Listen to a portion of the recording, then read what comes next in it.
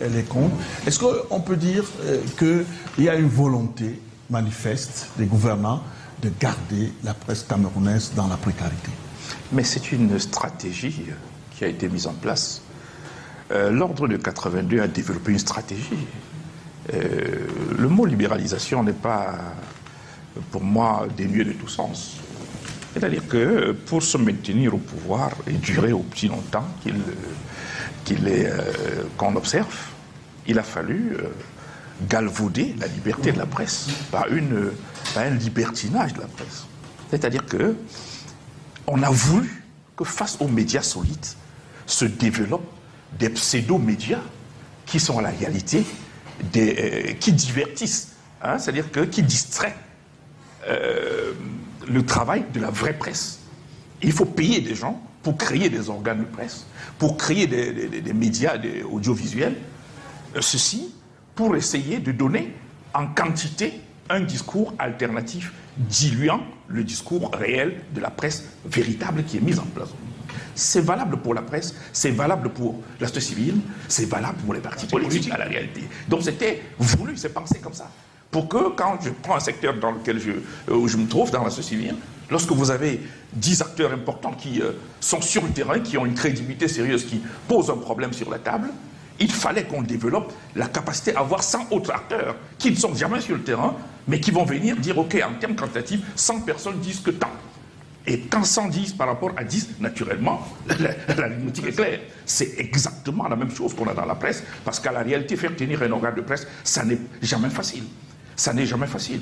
Je peux en parler de manière sérieuse, parce que j'ai pu mettre en place une entreprise de presse qui n'a pas employé n'importe qui a employé les meilleurs dans la presse, et qui a tenu pendant au moins 1 an et demi, avec des salaires suffisants. Vous ne pouvez pas le faire dans un environnement comme celui qu'on a aujourd'hui au Cameroun et tenir très longtemps si vous n'êtes pas tenu.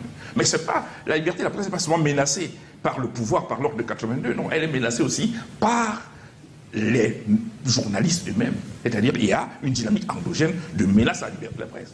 Que aujourd'hui, je pense dans les années 90, il a fallu, on a essayé de syndiquer de manière suffisante le milieu, avec la création, justement, du syndicat national des journalistes, d'abord avec la structure qui était dirigée par Lingo, c'est Lingo, paix à son âme à l'époque, ensuite Vamourke, je crois, mais qu'est-ce qu'on en a vu? C'est-à-dire que cette structure, qui elle-même a proposé un code de déontologie, n'a jamais pu avoir véritablement, n'a jamais pu avoir un fonctionnement substantiel, parce que la dimension syndicat qui aurait permis que cette structure-là puisse avoir le pouvoir nécessaire ne me semble pas assez lisible. Hein, c'est pas le cas.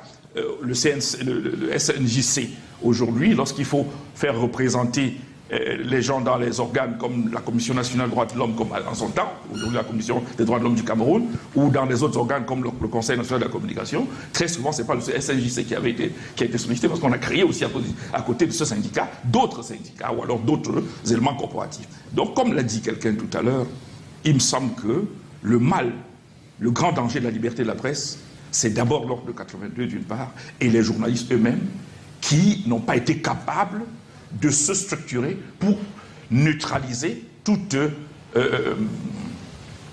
dynamique de prise de contrôle ou alors d'infiltration par des gens qui n'en ont pas qualité ou qui n'en ont pas ou qui naturellement sont venus pour les détruire. Donc, pour que la liberté de la presse soit une réalité, les journalistes doivent faire leur aggiornamento.